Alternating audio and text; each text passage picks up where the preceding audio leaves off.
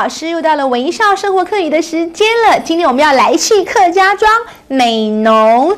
如果呢大家到高雄去玩，你可以走南横公路到美浓镇拜访一下哦。美浓镇的历史呢，要从1736年开始，而美浓镇最大的特色就是油纸伞。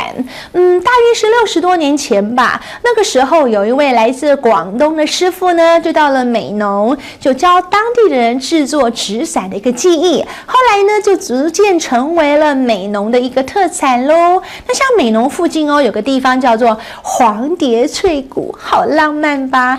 就在那个美浓溪的上游。大概每年农历5月的时候，满山满谷的黄色的 butterfly 蝴蝶飞舞呢。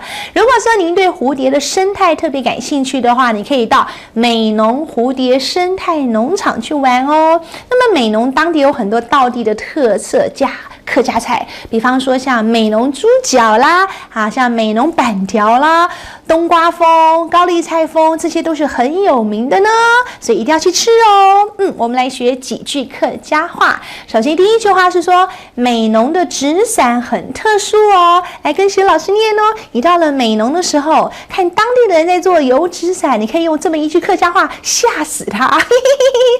美浓的纸伞懂铁树。美浓的纸伞懂铁树，纸伞就是纸伞，纸就是纸，伞就是伞，纸伞懂铁树哦。再说一句话，再吓死他好不好？美浓的纸伞很有收藏的价值哦。来跟徐老师念，美浓的纸伞懂有收藏的价值。再来一次。美浓的纸伞懂有收藏的价值，好棒哦！接下来音课喜相逢，徐老师介绍一句客家俗话，叫做“一粒老鼠屎，没翻一幅走”。一粒就是一粒，老鼠屎老鼠的便便，没翻一幅走。一粒老鼠屎坏了一锅粥，英文怎么说呢？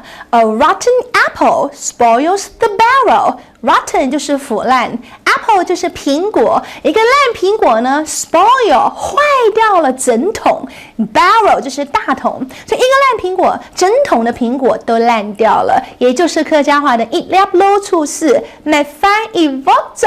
今天就学到这里咯。接下来嘴巴又要借徐老师咯，开口跟我念哦。美浓的纸伞很特殊哟，美浓的纸伞懂铁树。美浓的纸伞很有收藏的价值，美浓的纸伞懂有收藏的价值。好棒哦！一粒老鼠屎没翻一幅走。A rotten apple spoils the barrel。不仅客家话好，英文也念得很棒哦。我是徐薇，安子 say 再见。